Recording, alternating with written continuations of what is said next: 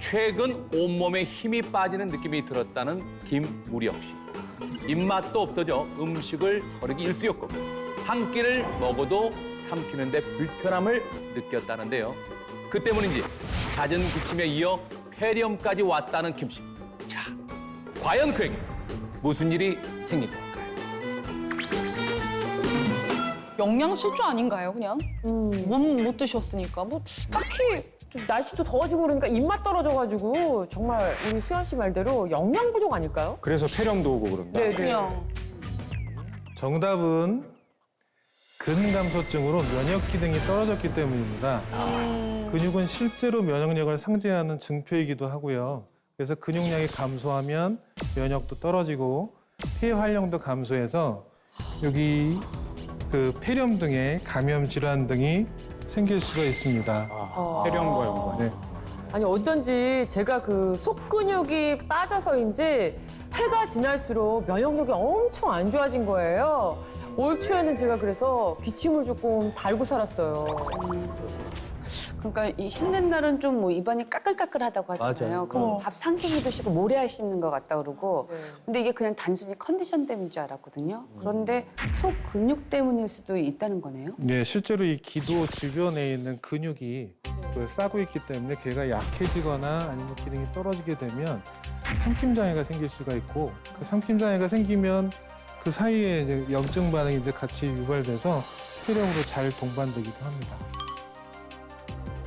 사실 부모님들이 살에 잘 걸리시잖아요. 그래, 맞아요. 저는 그냥 엄마 좀 잘 좀 먹어. 아빠 잘 좀 먹어 그랬는데 이게 어떻게 보면 그것도 근감소증과도 영향이 있는 거겠네요. 그래, 그렇죠. 네. 그래서 사탕 갖고 다니시더라고요. 근데 이제 살에 들린다는 거는 그만큼 이 삼킴장애가 좀 생긴다는 건데 가끔 가다가 어르신들이 잘못 생각하는 것 중에 하나가 삼킴장애가 생겨가지고 사리가 들었을 때 물을 드시는 분들이 있어요. 네.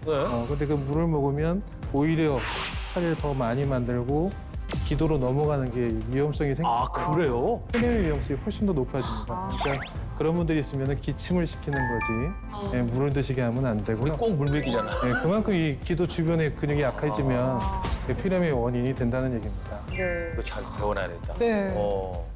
교수님, 근육과 또 관련이 있는 병이 뭐가 있을까요?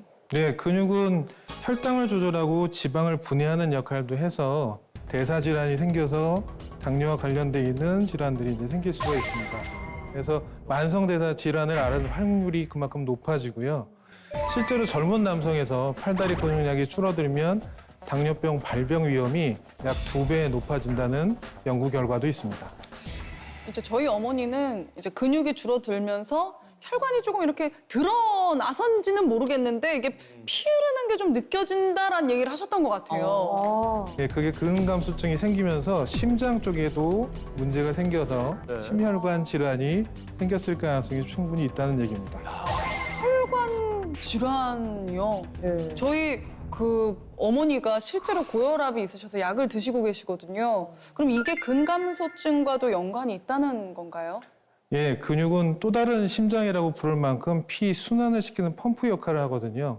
그래서 실제로 근감소증이 있는 사람은 그렇지 않은 사람보다 심혈관계 질환 위험성이 76%나 어머나. 높은 것으로 나타났어요.